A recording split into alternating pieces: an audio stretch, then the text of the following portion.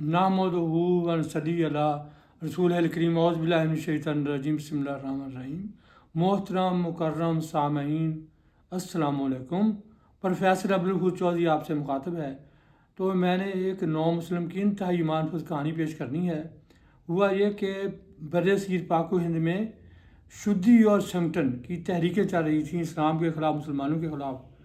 تو ایک ہندو بار بن کر آیا انگلینڈ سے، تو اس سے جو شدی اور سنگٹن کا سربراہ تھا اسے ملا، اسے کہا کہ میں آپ کو اپنی 3 منزلہ کوٹھی پیش کرتا ہوں اور اپنی خوبصورت بیٹی کا رشتہ پیش کرتا ہوں۔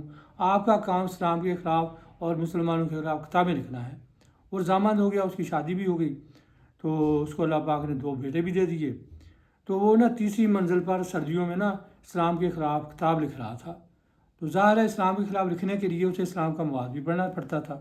تو وہ ایک اسلام پر کتاب پڑھ رہا تھا، تو جب کلمہ طیب محمد لا الہ الا اللہ محمد رسول اللہ آیا تو اس نے قلم دعا تھی اس کے پاس سیاہی والی، اس نے کلمہ شریف پر جو ہے بہت نفرت انگیز انداز نے سیاہی بھی کہنا شروع کر دی۔ تو جب وہ ایسے کر رہا تھا تو رات کا وقت تھا، 12 بجے کے بعد کا ٹائم تھا کہ اچانک ایک شخص اس کے کمرے میں نمودار ہوتا ہے۔ تو وہ بہت خوفزدہ ہو جاتا ہے، وہ سر سے لے کر پاؤں تک کانپنا شروع کر دیتا ہے، تھر پسینہ آ جاتا ہے اس کو۔ تو اسے ڈرتا ڈرتا کہتا ہے کہ آپ کون ہیں؟ وہ کہتے ہیں میں جو بھی ہوں یہ آپ کلمہ شریف پر ایسے نہ کریں۔ تو وہ سمجھ گیا یہ تو محمد صلی اللہ علیہ وسلم ہے۔ تو اس نے کہا جی مجھے معافی دے، میں نہیں کرتا۔ تو ایسے کہتے ہی وہ شخص جو تھا یعنی آپ صلی اللہ علیہ وسلم غائب ہو گئے۔